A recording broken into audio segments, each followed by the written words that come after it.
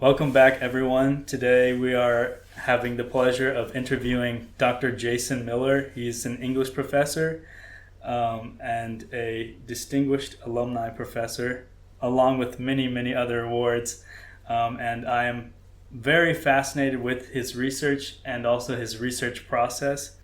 And he has produced some fantastic discoveries on major 20th century literary figures, and has specifically written a biography on Langston Hughes and a book on how Langston Hughes influenced Dr. King's I Have a Dream speech.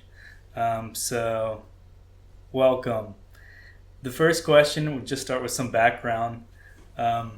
What is your job title? So I'm a professor of English, and that means I'm kind of interested in literary theory, research, teaching, and I do have a really complicated title, Alumni Distinguished Undergraduate Professor, so it's a mouthful. Supposedly that means that the engagements I have with students are very productive for both of us. Okay. How long have you been teaching at NC State? I have been fortunate enough to be here for 19 years, and even better, this is the only institution I've known after finishing up my graduate work. So it's been really nice, and I feel very, very fortunate and humbled to be at such a distinguished institution like ours. Okay, now with some background. When you were a child, what did you want to be when you grew up? Ooh, when I was a child, that was easy. My whole family is full of athletes. And so both my mom and dad were college athletes. My dad had to choose between a college scholarship to play football or basketball. He chose basketball. And my mom was a really elite diver. And so I grew up in a world of being very active. And so basketball was my first love. And so at a very young age, I imagined playing basketball. And that took me into college, but no further than that. So, did you play college basketball? I did. I played college basketball at a relatively low level, but I did have a coach that played in the NBA for 4 years. Wow. So he was amazing, engagement, telling stories about people, and so I learned a lot just from him. That's cool. So, were you always set on going to college, or did you consider alternatives? When I was young, it probably says a lot about the privilege I'd enjoyed. I just assumed you went to college. Yeah. No brothers or sisters. Both my parents were educated at the college level. And so for me, it was always just which school. And that's a very fortunate place to be, and I've come to learn. But at the time, it was just a given. Yeah. So how did you end up choosing your major? I chose my major in a very unique way. I was in the middle of being very, very active, and it came to be the sophomore year of college, and you had to declare a major. And I started looking around me, and I saw a number of people, and I finally talked to one particular English professor, and I just met her during her office hours. I said, "Do you enjoy what you do?" And she says, "I really do. Interacting with students, bringing literature to people's minds is a really wonderful thing." And so I decided to be an English education major. And so my only vision as an undergraduate college student was to teach high school. And so I actually did that for 5 years before I came into this world. I taught freshman and sophomore English, and so all the classics, Ernest Hemingway, Lord of the Flies, Romeo and Juliet, all those particular things. And so it really started with seeing someone that was passionate and then had enough time to visit with me and talk through how much she valued the decision she made. So you were teaching for 5 years. How did you end up deciding to go back and get your master's and PhD? So it's a strange process. Back in the mid-90s, the only way you could accelerate and be relicensed was to continue your own education. So I was relicensed as what? As a teacher. Really? So yeah, a long time ago, you actually had to show that you were continuing to learn to be relicensed as a teacher. So I was in a very rural area, and so I couldn't do that little by little. I had to do it all at once. Nothing was offered during the summers. And so I decided that I wanted to teach for my entire life, and so I went back and I was going to finish up my master. I was going to start and finish my master's degree. It was a very funny story there. I think you'll really actually enjoy it. So I graduated from college 5 years earlier, 5 years now, I'm asking to get my master's degree. And when I go to the registrar's office, back in the day, you had to walk there in person.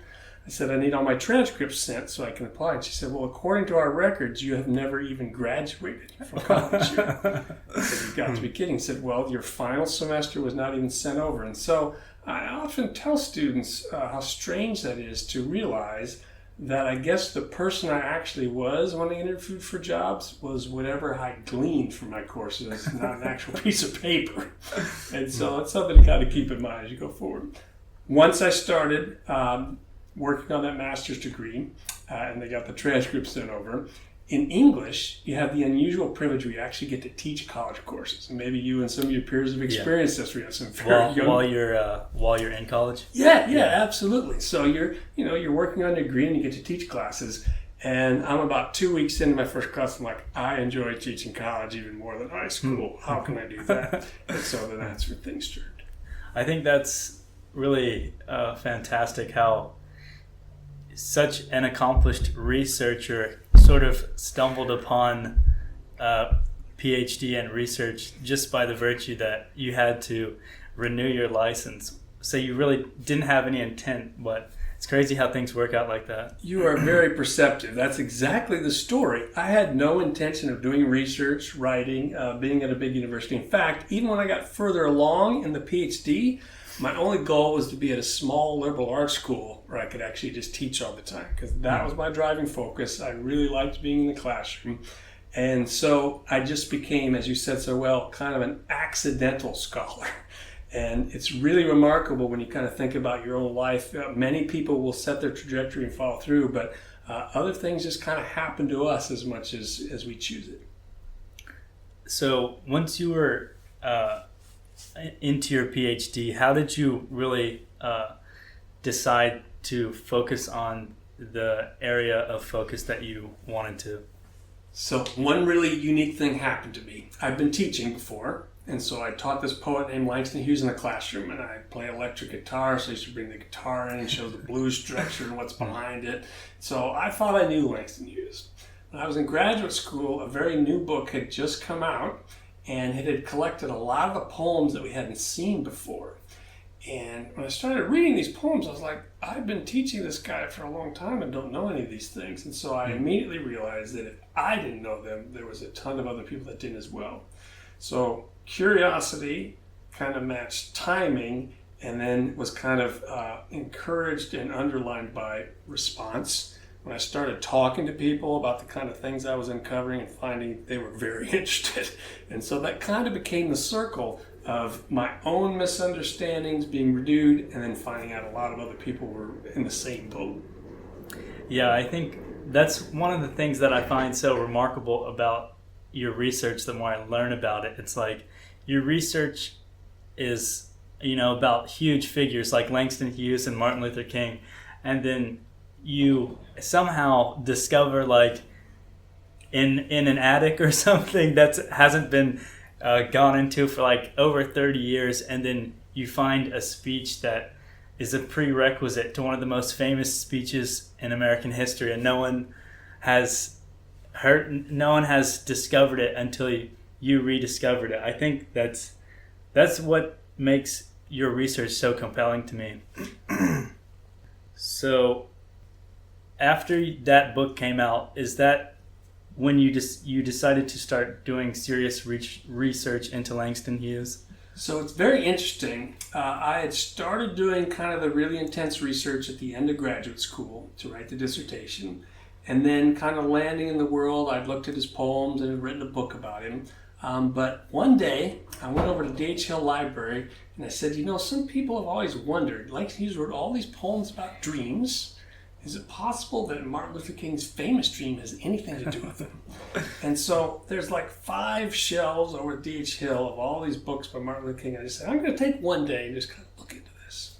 And so I pulled the first book off the shelf. It was called The Trumpet of Conscience. It's a series of speeches Dr. King delivered in 1967. And I go to the back, and there's no index, so I can't just find Langston Hughes' name in there.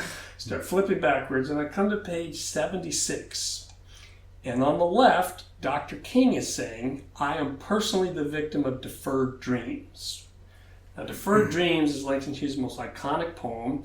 He said, what happens to a dream deferred? Does it dry up like a raisin in the sun, or fester like a sore and then run? Does it stink like rotten meat, or crushed in sugar over like a syrupy sweet? Maybe it just sags like a heavy load, or does it explode? And I said to myself, the first book I'm looking at, he's already referencing this.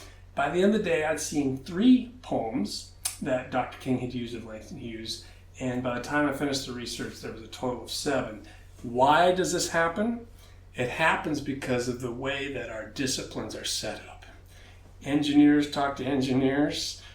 We have people in sociology talking to other sociologists. People in the world of history don't often talk to the people in the world of literature. Historians aren't interested in poetry, and poets aren't often thinking about historical times. And so making that crossover was the beginning of something really, really interesting. Yeah, I'd like to walk through your research process because when you're researching such a broad topic, like if you're going to write a biography, there's so many, it's so open-ended that I don't even know where you start.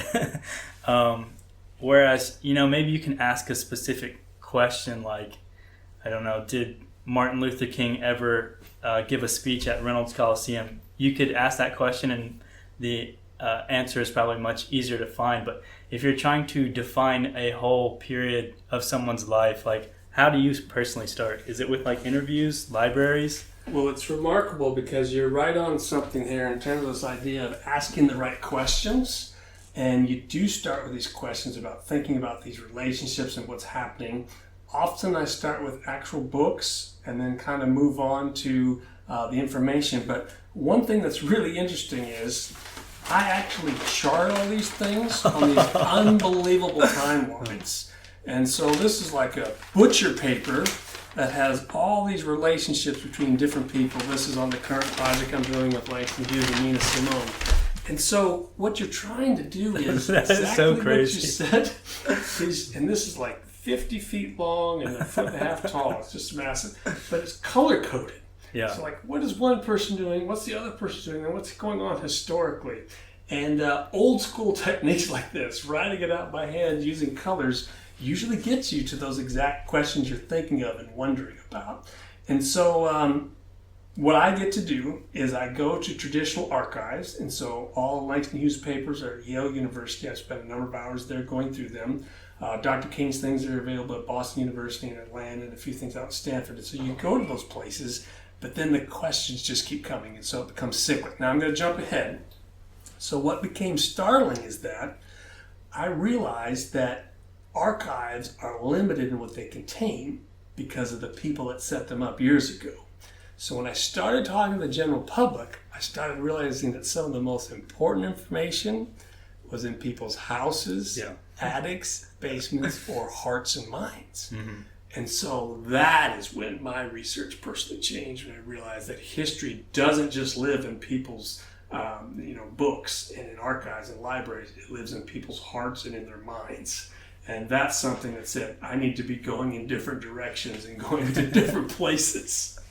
So your discovery of the recording of Dr. King's original I Have a Dream speech was, you've received a lot of awards for that, and also you have written a lot about that. Could you actually describe how you ended up finding it? Absolutely. So I had just finished a full draft of this book about everything between Langston Hughes and Dr. King. Been to all these libraries, all these archives, and I had 5 kind of burning questions that I need to follow up on.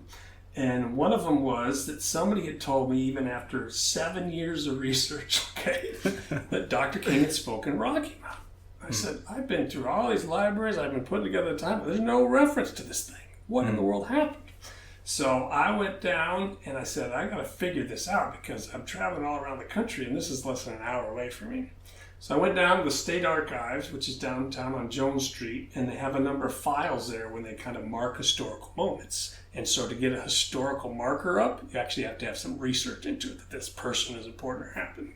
So there was a historical marker in Rocky Mountain. I said, well, how did they document this, right? How did they find... And I'm flipping through just this old manila file. I mean, it's old school paperwork, especially with historians. And there was a reference to the fact that there was a transcript of Dr. King's speech. Now, in order to write out a transcript, you have to be hearing a recording of it. And so in 3 seconds, I said, where is this recording? Who was able to type this thing up? And so it took me about 6 weeks of inquiring all across the state in all different places. Do you know of anything? Do you have any of these things? And lo and behold, the actual reel-to-reel audio tape, 7 inches round, was on a cracked frame. It was frayed at the end, and it was in a box that was rusted. And it showed up mysteriously at a local library right in the city of Rocky Mount and had never even been played in the library. They had no idea what was on it. But I was encouraged because when I looked at the box, it said, Martin Luther King Jr. speech, November 27th, 1962. And in the corner it said, get this, please do not erase. I mean, that's exactly what my heart felt. And so what I had to do from there is I had to do a ton of research on 1.4 millimeter acetate. I'm just going to throw that in a machine and see if it played. So these are the tapes literally look like when the FBI is interrogating something. They're spinning bag for it. And so finally I found a person I could trust. And I said, why can this thing, if it is what it is, be trusted? And he said, well, this guy wrote the book for the Library of Congress on how to digitize materials. It's like, okay, that is the guy. So the bag is actually sitting right to your right. I put the tape in the box and in that bag, and then I drove to Philadelphia. That's where this guy's at, Philadelphia. And that got set up because I gave him a call. I said, George, I have this tape. I was wondering if you could digitize it for me. He said, oh yeah, put that in the mail. They usually take 3 to 4 weeks. I said, no, you don't understand. This is what we think it is. It's the first time Martin Luther King ever said I have a dream. He said, can you come Sunday? And now this is a guy that's recording the famous recordings of Robert Johnson. He's digitized some of the most important things in history, and he was fascinated. So he met with me personally. We're in this room that's 18-inch wide walls, so no sound can come in. And he puts the tape in and he runs it through. And I always thought there was like a top and a bottom, but really, you flip the tape like A and B side. But really the tape itself has a top and a bottom of the actual tape. And so he took the forwards and backwards all in one passing. The tape only had to go through once. And all of a sudden he makes these adjustments and we hear, I have a dream.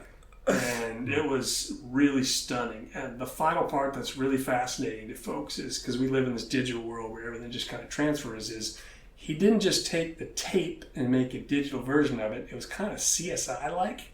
He had to actually slow down places and adjust volumes because some of the tape was actually wrinkled and folded over.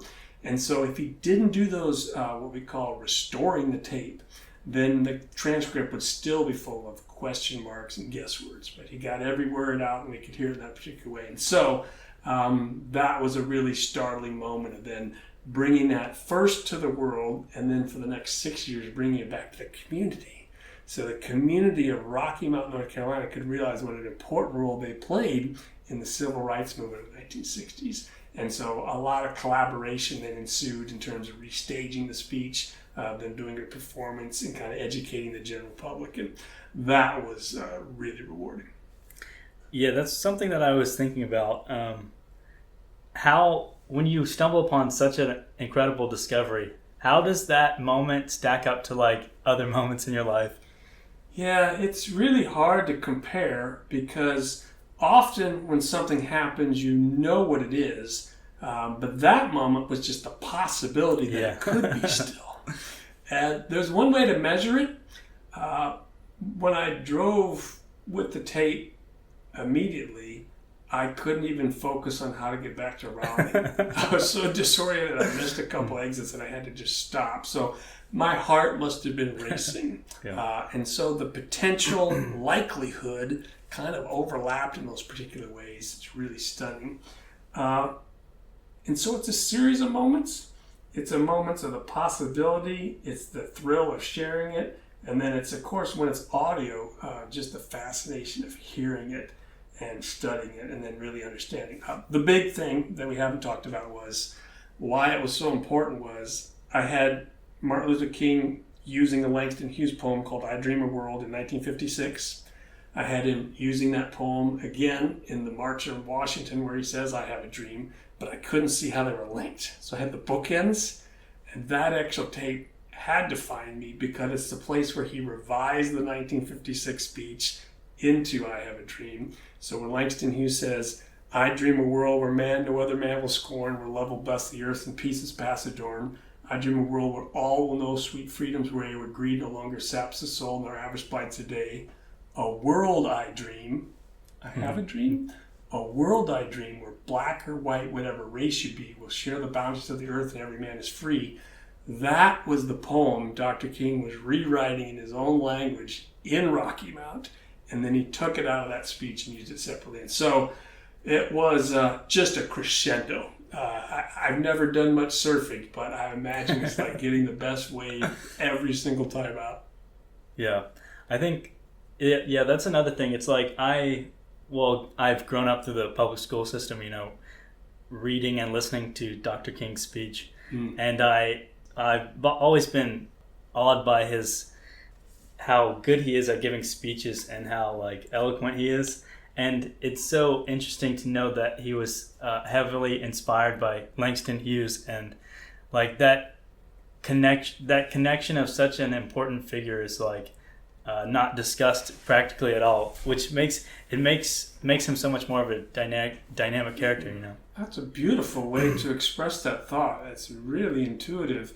And it turns out that this just keeps going on earlier and earlier than we ever realized in terms of Dr. King absorbing things. And so we can think of him as kind of listening to other preachers, and that's been well documented. We can imagine him sometimes engaging with other preachers, like his own father. But to think that he was really fascinated with poetry, and then that made its way in there. Poetry is where memory breathes. And so it's the reason those things you were listening to are memorable. It's not just that he said them over and over again. It's a dream of a better world. It's a dream of something stronger in those particular ways. And the fact that, those can come across time and create a vision for things that kind of simultaneously contain echoes of other things, right? Some people will hear, well, that's dream. That's like the American dream. I get that. And some people that are very kind of religious and understand kind of Old Testament things, I get like a dream that maybe a prophet would have. And then you get the idea of it just literally being a poetic metaphor. And what Dr. King found was he found the metaphor that really bound all three of those threads into one dynamic chord. And so he could reach every possible audience. Maybe a black church member hears one thing. Maybe somebody that's from a socioeconomic class and is thinking of what their American dream would be would hear one thing. And then the people who knew literature captured the idea of the metaphor itself. And that kind of range is dynamic, and that's why he's perhaps the most important orator of the 20th century. Yeah, I think, thinking back on it, I think it's kind of obvious that he's so inspired by poetry because he uses so many great literary devices that really stick with you. So back on some more research processes, I saw that for one of your projects, your student had interviewed a 90-year-old woman that was high school classmates with Nina Simone and had attended a Langston Hughes performance at her high school in 1949 along with Nina Simone. And your student interviewed her. And she mentioned something pretty deep that I've been thinking about. She says that there's an urgency to learning about this era of history because, that generation is getting smaller and smaller. Mm-hmm. Well, do you feel that pressure to get as much knowledge down and, immortalized as quickly as possible? That's really profound. And Lauren Mackenzie's project of talking to Mary Burnett, alive and well at age 90 at the particular time, remembering being a roommate in Nina Simone was so incredible because, as you said, all those details are out there in people's minds and memories, but once their minds and memories leave us, then they're gone this particular way. What you said is triply important when it comes to documenting Black history. All history itself can get lost and misplaced, But when you look at the history of the 20th century, you see a lot of things undervalued and other things overvalued. And so Black experiences in North Carolina in the 1940s are incredibly rare and probably 4 or 5 times more important than we can imagine. And so getting those stories is absolutely a responsibility and a privilege. And what you're really trying to do is you're really trying to be a bridge. There's a person out there with expertise, and there's whole groups of people with interest. How can I bring those two folks together? And so I don't mean to intentionally activate the engineering notion of a bridge, but these experts that have this knowledge, they really need to literally have their voices heard. And Lauren's project of interviewing Mary is the perfect example of that, of capturing these particular things that would have been lost any other ways. And it really is an incredible value, because at the very end of all this is startling. It takes a while to kind of grow up to. A researcher can actually uncover things about the subject that they didn't know to be true themselves. And it's really startling when you go through these things. Well, of course, they lived it. So, well, there were things happening that they didn't understand and wouldn't understand for years afterwards. And so, but that is a great way to think of it, the responsibility, and it really kind of drives you, especially when it's linked with curiosity. How did you find the undeveloped photos of Martin Luther King at the Reynolds Coliseum when he gave his speech? So, because I'd done the work on I Have a Dream speech, when the university was redoing Reynolds Coliseum, they heard a rumor that maybe Dr. King actually spoke there. And they're like, we don't have anything about this. We've talked to people. Can you tell us about it? And I went back again, and there's no reference to it in all these books and these other places that you could look to. And so I said, well, I'll try to find out. So the first place I went, you talked about where knowledge is gathered, is I went to Dr. King's FBI file. Wow. And so because he was under that kind of FBI surveillance, they tracked his every movement and where he was going. And I said, okay, he was actually here. And then I talked to a lot of people in the area that like knew things about other things. And so there was an incredible man named Tim Peeler, he's still around at the university, who wrote a book about Reynolds Coliseum. He said, when I was writing the book about all the basketball events and things that have happened, I do remember, I think, possibly seeing a couple images down at the State Archives. So I go down to the State Archives again, and I say, do you have anything on this? They said, well, we do have something. And talk about a blast from the past. They hand me an envelope filled with undeveloped photograph negatives, all wrapped in a rubber band. Now, if you don't know what photograph negatives are, right, they're these long strips of things that then had to be turned into the actual picture. These negatives had never even been developed. So I got this gigantic magnifying glass. It's like the size of a softball, flat on one end, and I'm running it over these things on this table. Like, I can't believe what I'm seeing, what's happening here. So we got those developed, and then we started sharing them with people and talking about the larger context of Dr. King's visit to Reynolds Coliseum, July 31st, 1966. What again became fascinating, you see this link is, when we started sharing that with people, more and more people came forward with what they knew, what they remembered. And so it becomes kind of this example of cyclicity, where the one thing happens and it builds on another, and it just becomes this big cycle of information where you're helping people understand how important things they are and what they have and possess. And then you're also kind of framing things for people who didn't even know they existed in this particular regard. So that's what kind of transpired there. We got really fortunate because the photographs were taken by the News and Observer staff. They're incredibly high quality. And so the images that you can see are just immaculate and detailed. And they, of course, tell an incredibly harrowing story of how much intimidation went against Dr. King on that particular day by citizens from around the state. But they also tell the story of Dr. King persisting against that. And now what they're doing is they're telling the story of NC State embracing Dr. King's visit and trying to really understand how important that was. And that acknowledgement means a lot to different people on campus in terms of what gets represented and what gets remembered. Didn't you bring in a group of, was it a group of people that had maybe attended Yeah, it was remarkable. And so I did a lot of interviews with people that attended.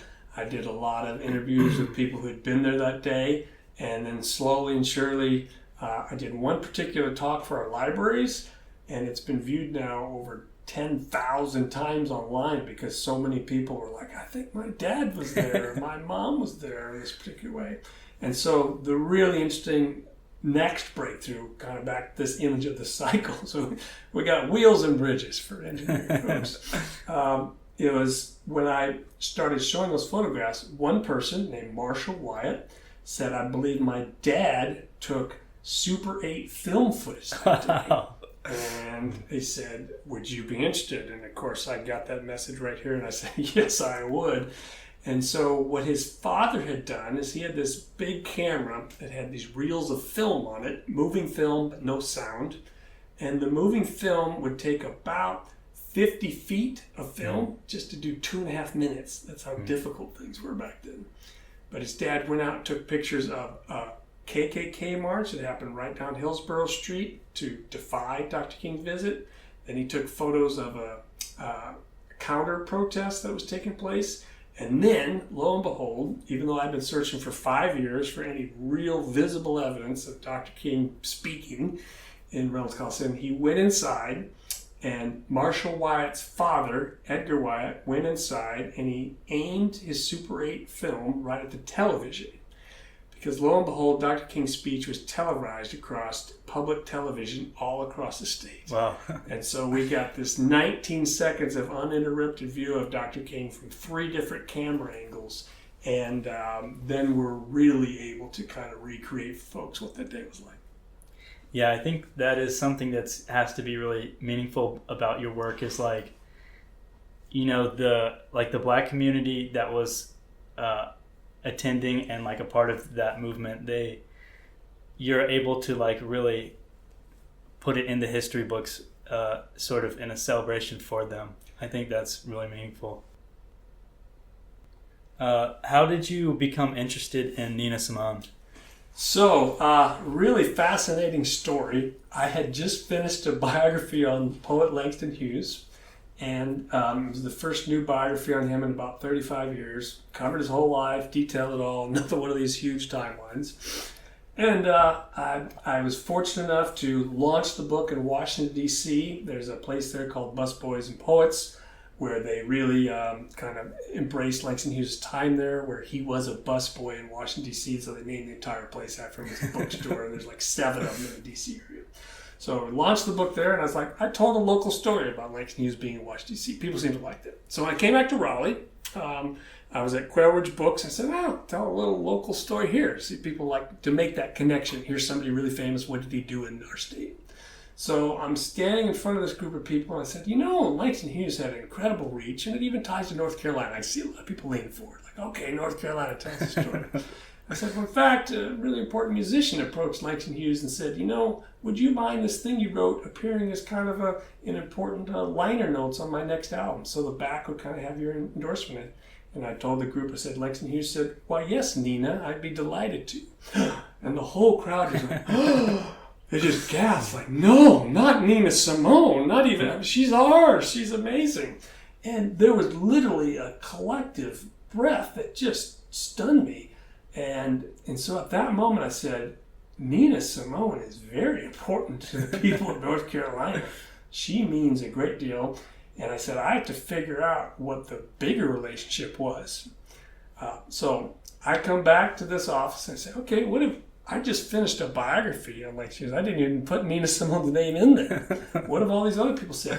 Turns out, in all the other 7 biographies before, there's only one substantive sentence devoted to Langston Hughes and Nina Simone. Wow. So I went back to start recreating when they met, what they spent time together, how often they've been there. And once again, just like these worlds of history and literature don't often overlap, the worlds of music and literature don't even overlap. And so became very fascinated in recreating a relationship that I knew nothing about, and then finding out that other people were very interested in it. So the most unique element I could say about it that's really unique is that what I come to find out is that Langston Hughes mentored Nina Simone. She was much younger than he was. He was much like a father figure. And so he was able to really kind of guide her through the entertainment business, and he did two huge things. One, he established her reputation very early in her career by writing a review that went national, that made sure people didn't confuse her with Billie Holiday.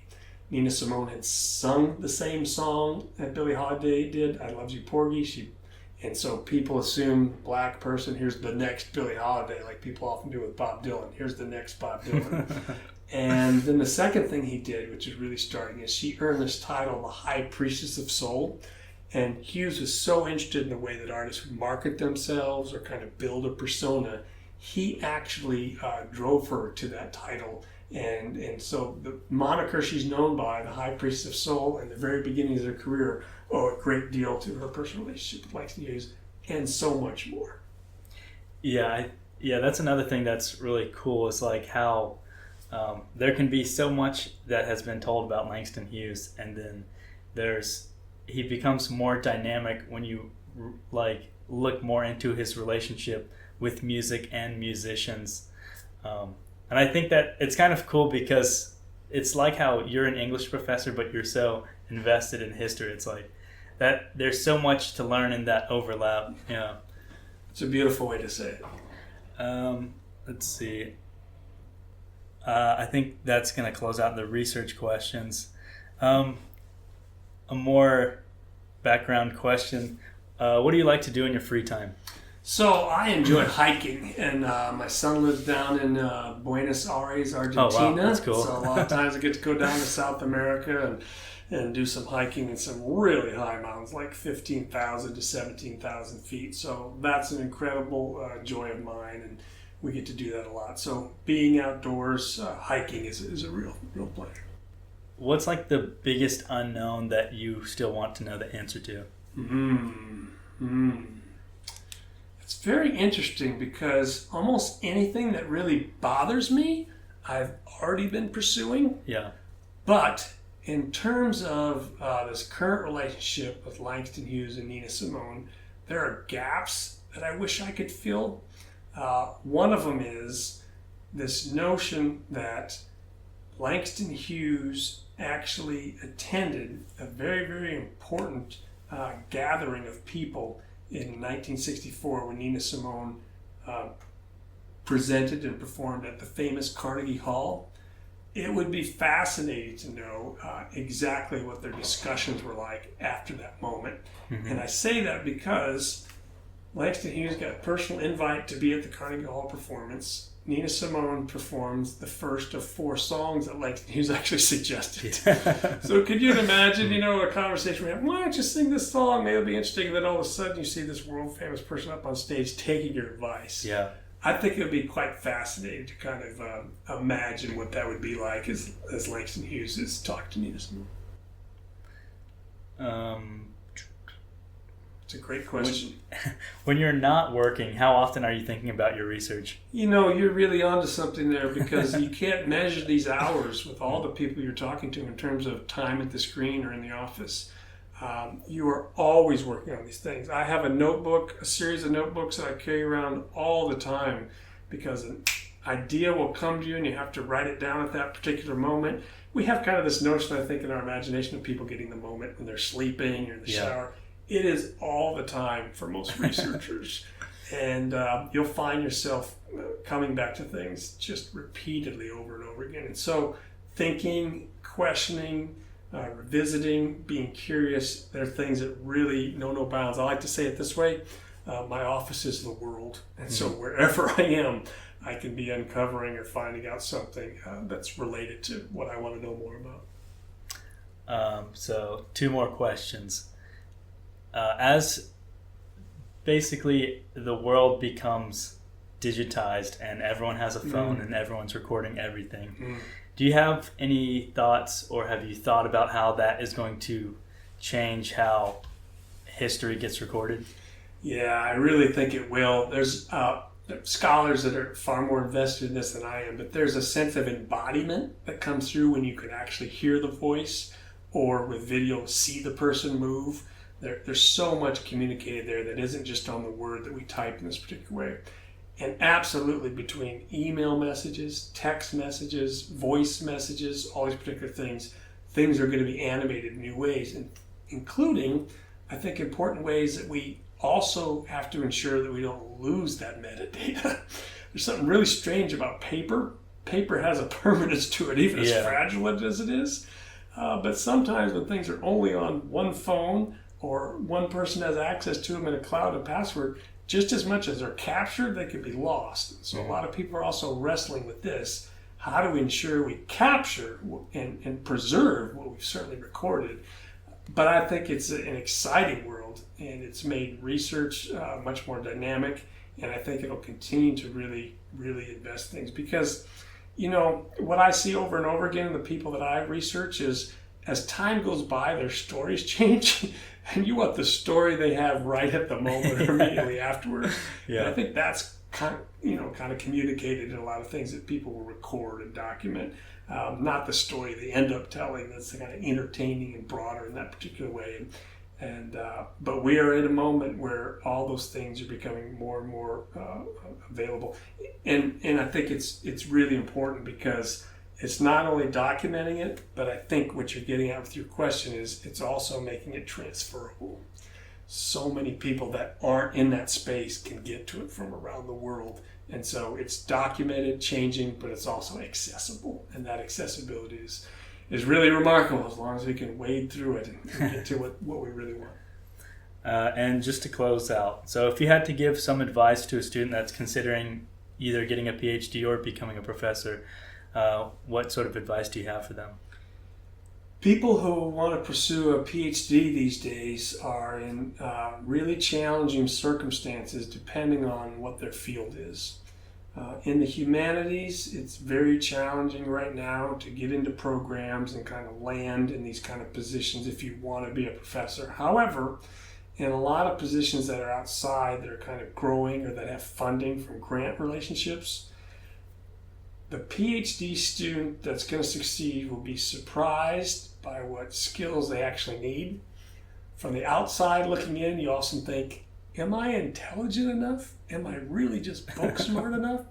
And what you find out over and over again from people who go through these programs and successfully have exciting careers on the outside is it takes as much will and discipline as it does intelligence. And so the commitment levels that a person has, the discipline, the work ethic, even at a PhD, they're every bit as important as just kind of raw genius. And that a lot of times is really encouraging to people that are getting started, because when we see people we aspire to be, we forget they're 30, 35, 40 years ahead of us and what they've been experiencing and studying. And so we don't want to equate ourselves with them in terms of what appears to be memory or knowledge or genius. The will, the discipline, those are really, really admirable traits and will lead to really exciting things. And the big thing that I often say to students in just about any field they might be interested in is if you enjoy the preparation over the performance, you've often picked the right thing. Meaning, the outcome of what you do might be flawed or need to be improved. But if you like getting ready for it every day, you like going to those classes, you like taking those notes, the preparation of it, being inside of it, that's a great indicator that you're doing exactly what you need to do.